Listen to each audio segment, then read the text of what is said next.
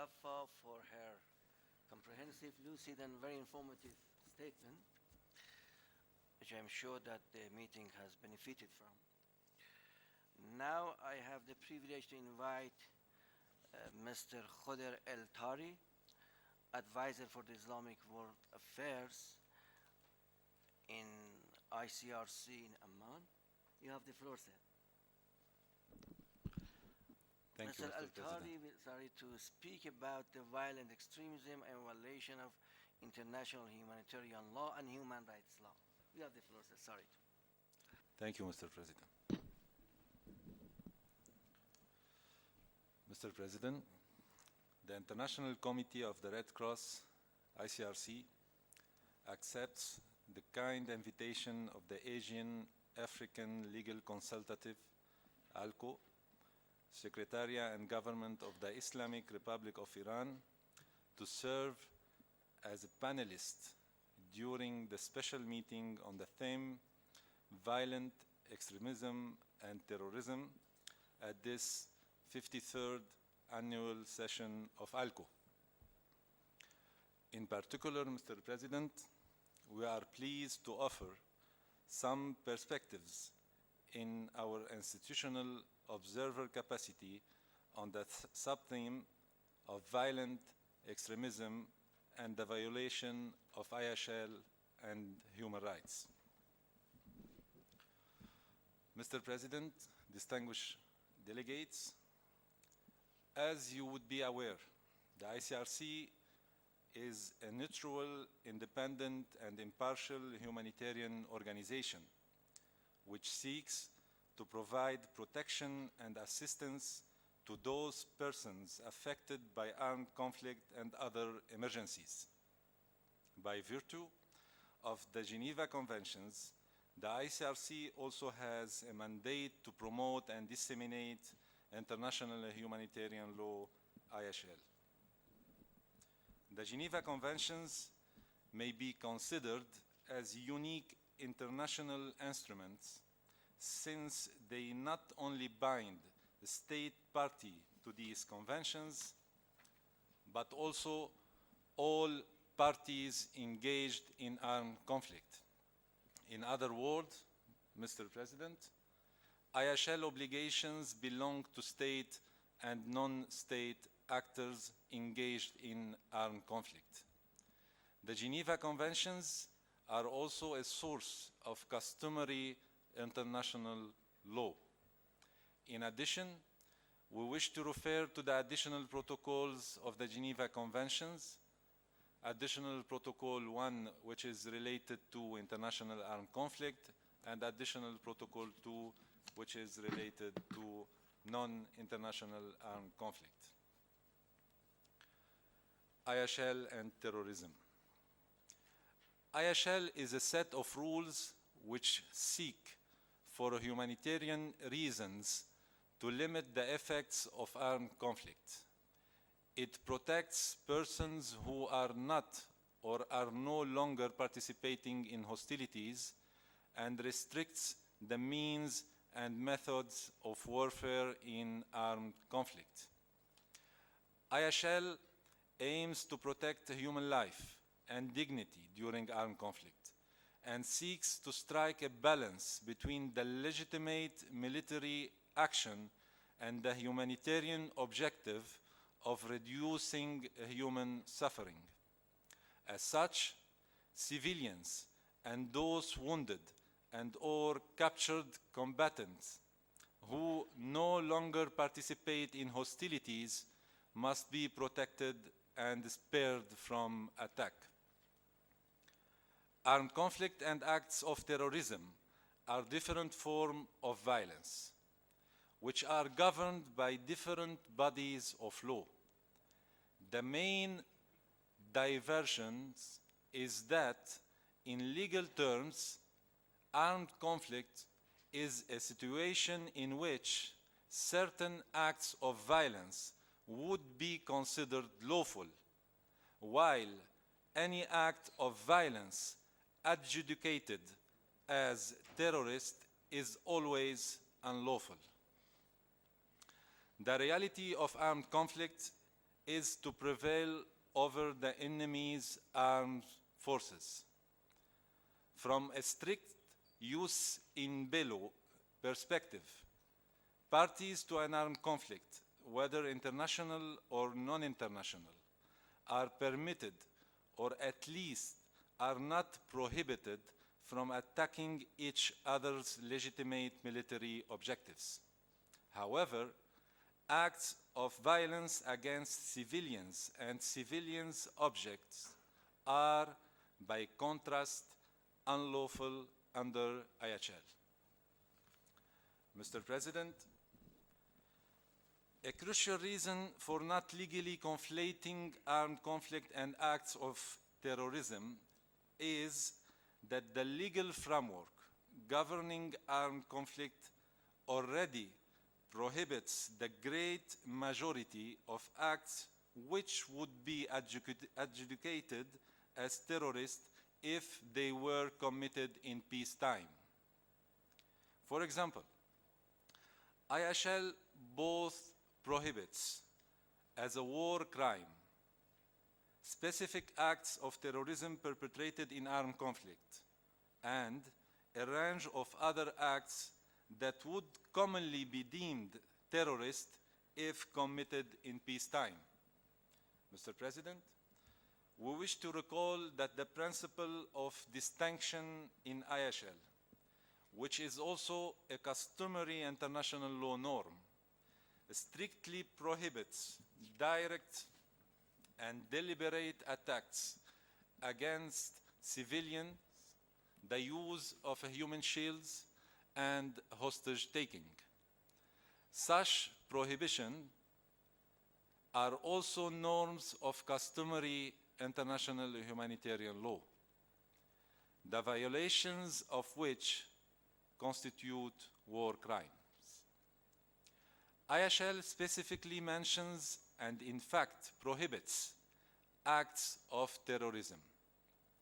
The Fourth Geneva Convention, Article 33, states that collective penalties and likewise all measures of intimidation or of terrorism are prohibited.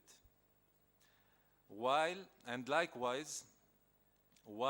Additional Protocol 2 also, in its Article 4, prohibits acts of terrorism against persons who do not or no longer take part in hostilities.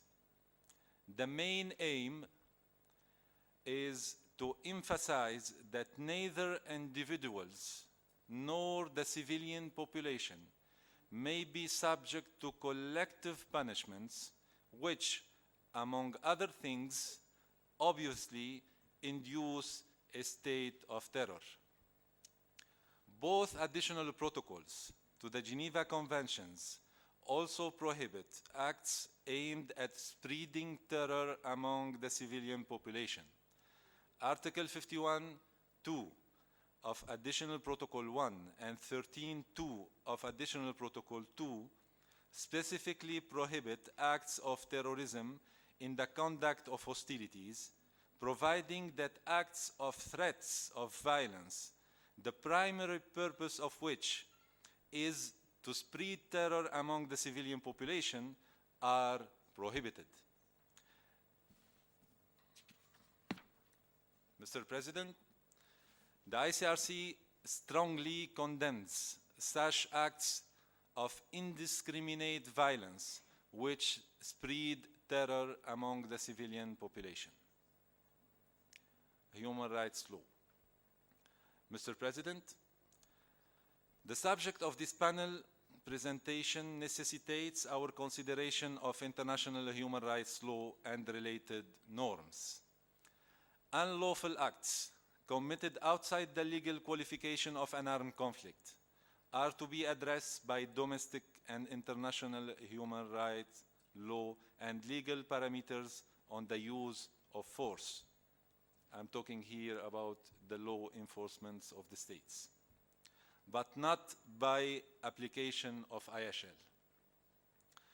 core internationally protected human rights norms, namely the right to life, the right to personal liberty and security, the prohibition against torture and inhuman and degrading treatment, the right to due process and to a fair trial, and the right to judicial protection and its correspondent obligations must be respected and ensured. Without discrimination, such obligations exist in both peacetime and armed conflict contexts. Put another way, these obligations remain the responsibility of the state in situations of armed conflict. However, in situations where a state's population is threatened by violence in peacetime, which may include acts of terrorism, whosoever defined by international human rights law norms, the state has the right and obligation to protect its population against such threats, and in so doing may use lethal force in certain situations in keeping with international human rights obligations and law enforcement rules and procedures. The ICRC, Mr. President, acknowledges the role undertaken by the Islamic Republic of Iran on promoting dialogue and consensus on a world against violence and violent extremism. Mindful of the observer status which the ICRC enjoys in this August Forum and in other regional and international organizations, we take this opportunity to highlight various aspects of the UN General Assembly resolution on this topic, which find convergence with important IHL provisions. Firstly, Mr. President, we refer to the preamble of the resolution, which stresses that states must ensure that any measures taken to combat violent extremism complies with their obligations under international law, in particular international human rights, refugees, and the humanitarian law. Secondly, in paragraph 2 of the resolution, we refer to the condemnation of the targeting of civilian populations, including women and children, in violation of international law, in particular human rights and the humanitarian law. Thirdly, Mr. President, we refer to the paragraph 3 of the resolution, which deplores attacks on religious places and cultural sites in violation of international law, in particular human rights and humanitarian law. Mr. President, distinguished delegates, armed conflict continues to evolve. Today's frontline may no longer resemble that of the Battle of Solferino, 1863. The use of new means and methods of warfare in armed conflict forces, the use of new means and methods of warfare in armed conflict forces us to reconsider the application of IHL in light of such realities. There are also new and many different parties to an armed conflict. Which laws apply, and to whom, when, and how? These questions force us to confront the legal and practical realities of armed conflict and the limits to parties' engagement in the conduct of hostilities. Given its role under the Geneva Conventions, the ICRC recognizes that more effort must be undertaken to strengthen the legal protection of IHL in armed conflict, both in an international and non-international context. For this reason, Mr. President, the ICRC continues to engage states and other relevant entities on strengthening legal protection for victims of armed conflict, which is an institutional priority for the ICRC. As you would be aware, this initiative seeks to strengthen IHL in two areas: the protection of people deprived of their freedom and mechanisms to ensure compliance with IHL. It is the ICRC hope that, in consultation with stakeholders, IHL and other legal principles would be effectively applied and complied with by all parties engaged in the conduct of hostilities, in an effort to reduce humanitarian suffering in armed conflict. Thank you, Mr. President. Thank you for your listening.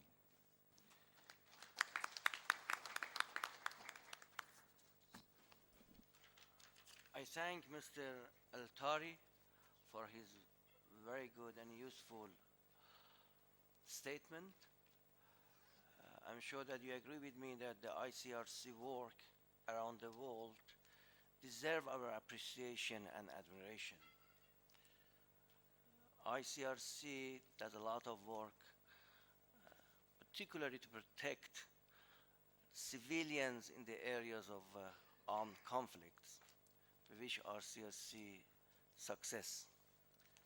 Thank you. Distinguished delegates, the floor is open for any suggestion, views, statement, or observations. The floor is yours. I recognize the distinguished representative of Islamic Republic of Iran. Professor Momtaz, you have the floor.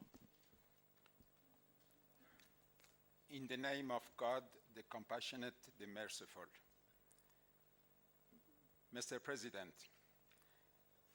I would like to thank, first of all, the Secretariat for the timely inclusion of the topic violent extremism and terrorism on the agenda of this session of ALCO. I would like also appreciate the lucid and provoking presentation by the panelists. I am sure that their valuable contribution will help us in better understanding the legal aspects of the issue. Mr. President, the international community is facing new threats to international peace and security in recent years, months, and weeks. Sovereign territories are prone to violation by terrorists who take pride in crossing borders to spread terror against innocent civilians. The topic has without doubt the potentials necessary for intensive deliberation by the member states, as historically Asia and Africa have paid considerable price for violent extremism and acts of terrorism. Mr. President, the international human rights law, the refugee law, and the international human rights law in situation when we have reached the threshold of armed conflict are quite enough to help protect and the civilian in those situations.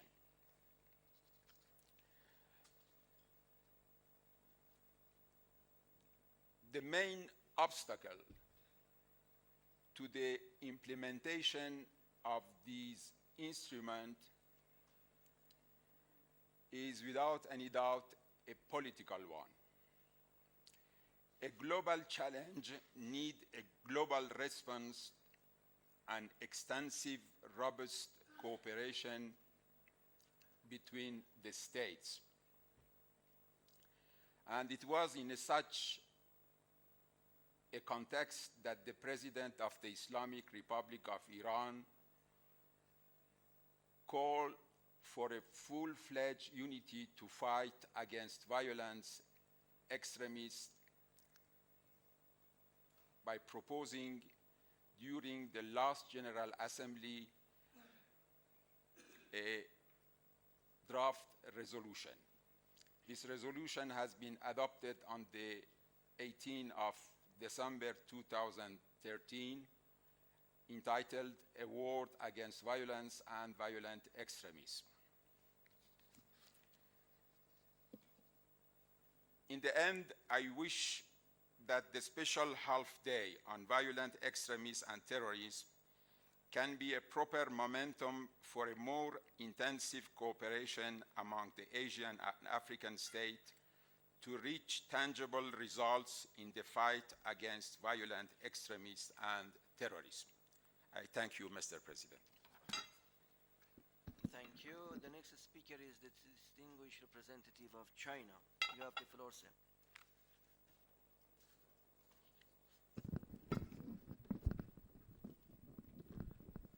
Thank you.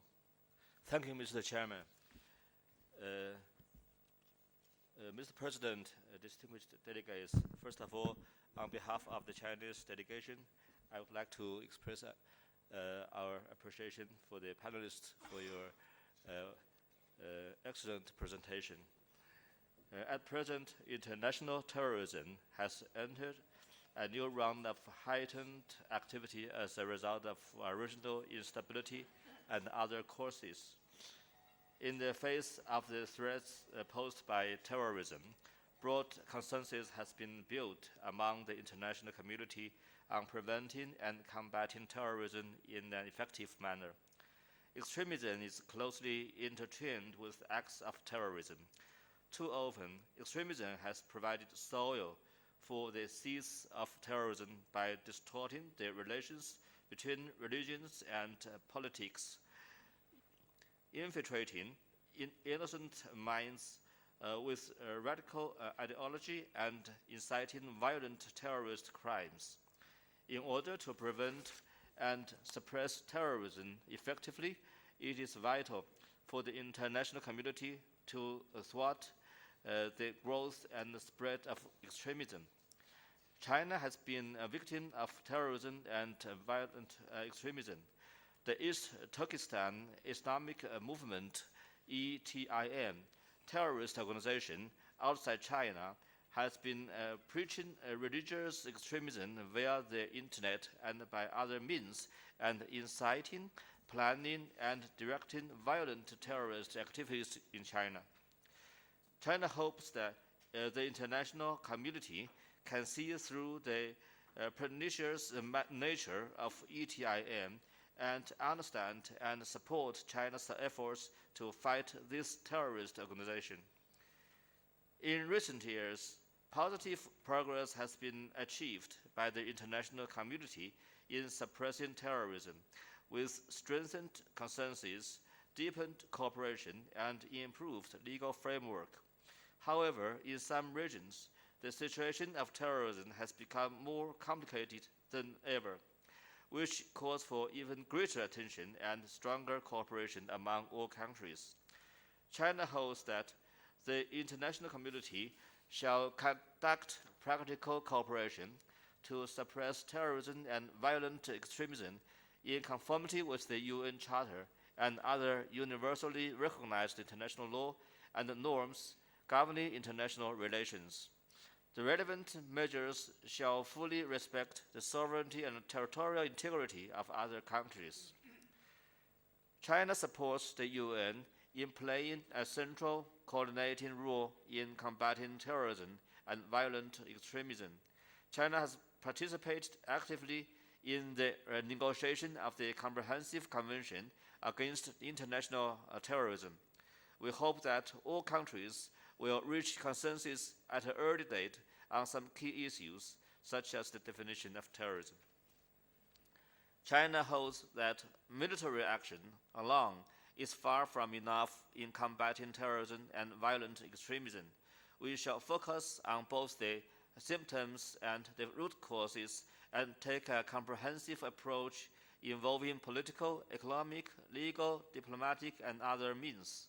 Furthermore, we shall fully respect the diversity of civilizations and promote mutual respect and harmonious coexistence among different nations and religions.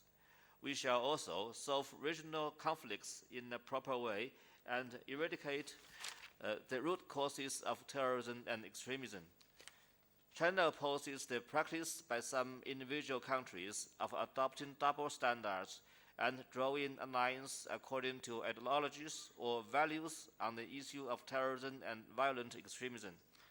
All terrorist activities shall be firmly combated, no matter who perpetrate terrorist activities in whichever country under whatever excuse. In the same vein, China also opposes linking terrorism and violent extremism to any specific country, nationality, or religion. It is notable that, compared with terrorism, violent extremism has not received adequate attention from the international community, with relevant international legislation yet to be strengthened. Some countries even connive at extremist propaganda and incitement aimed at other countries via the internet and by other means under the pretext of freedom of expression or freedom of religion. China maintains that all countries need to take this issue seriously, properly define the boundaries of freedom and rule of law, liberty and security, legitimacy and illegitimacy, prevent and suppress violent extremism, and eradicate the root causes of terrorism. China supports and actively participates in the efforts of the international community in preventing and combating violent extremism. As a member of the Counter-Violent Extremism Working Group under the Global Counter-Terrorism Forum, China actively supports the working group in setting up the Hidayah in the UAE. In 2001, the Shanghai Convention on the Combating Terrorism, Separatism, and Extremism was concluded by China, Kazakhstan, and other countries. The Shanghai Convention is among the first in the world to provide a definition for extremism, setting up a complete legal framework on the prevention and suppression of violent extremism. The Convention provides for the obligation of the states parties to criminalize and punish relevant extremist activities.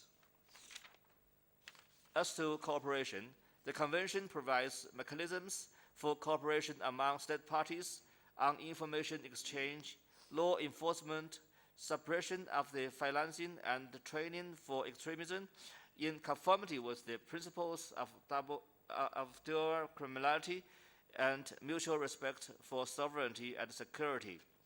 On the basis of the Shanghai Convention, China has concluded bilateral treaties on cooperation in combating terrorism, separatism, and extremism with 7 countries, including Russia, Kyrgyzstan, Kazakhstan, and Pakistan.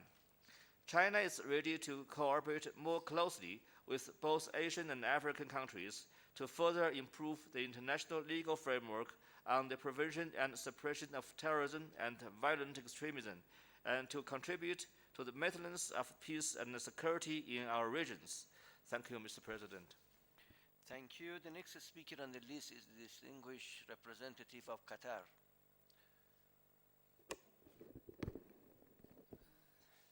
سيد الرئيس، الوفود الكرام، السلام عليكم ورحمة الله وبركاته. بداية أود أن أتقدم لجميع المتحدثين من قبلي بالشكر الجزيل. وكلمة دولة قطر في هذه الورقة هي عبارة عن تدابير القطرية لمكافحة التطرف العنيف.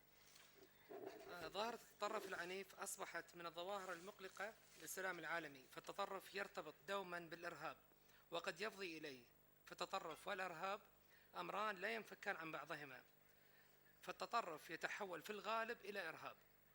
وقد ندد العالم بأسره بجميع أشكال الإرهاب ومظاهره، وعقدت الكثير من المؤتمرات والندوات وورش العمل، وأبرمت الكثير من الاتفاقيات والمعاهدات لمعالجته، ولم تفلح تلك الجهود.